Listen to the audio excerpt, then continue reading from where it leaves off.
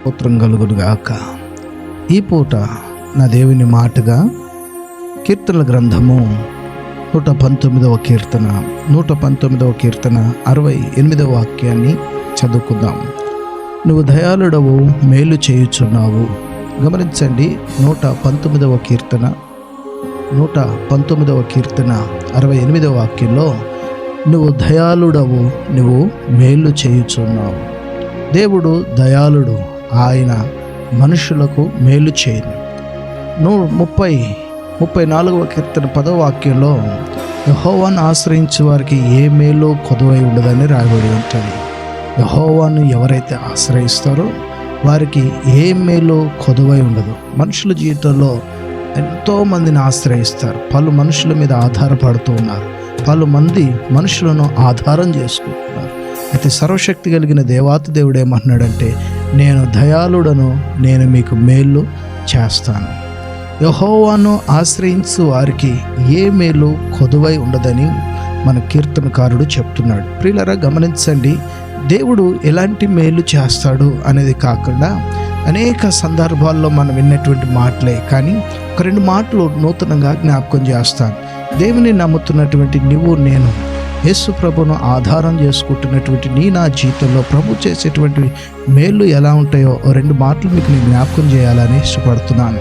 పరిశుద్ధమైన బైబిల్ గ్రంథం జకర్యా గ్రంథం 9వ అధ్యాయం, పరిశుద్ధమైన బైబిల్ గ్రంథంలో జకర్యా 9వ అధ్యాయం 12వ వాక్యాన్ని చదివితే అక్కడ దేవుని వాక్యం ఇలా రాయబడి ఉంటుంది, రెండంతల మేలు మీకు చేస్తాను. దేవునికి మహిమ కలుగునుగాక. దేవుడు మేలు చేస్తాడు, ఓకే.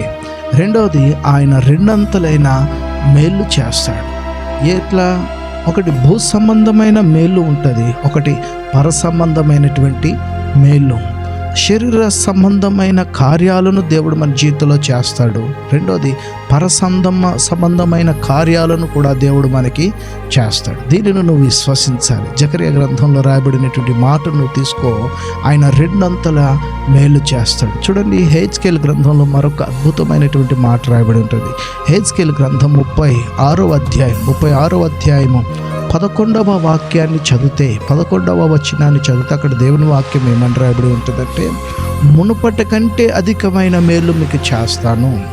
మునుపటి కంటే అధికమైన మేలు చేయువాడు దేవుడు. చూడండి, మన జీవితాల్లో చాలామంది మేలు చేసేవాళ్ళు లేరు, మనల్ని మోసపుచ్చే వాళ్ళే ఉంటారు.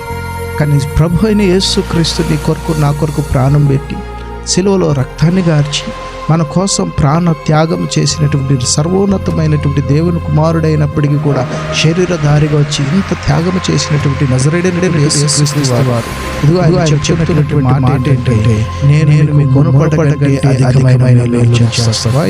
ఎందుకు చేస్తాడంటే ఆయన అన్నాడు, నేను దయాళుడను, నేను మీకు మేలు చేస్తాను.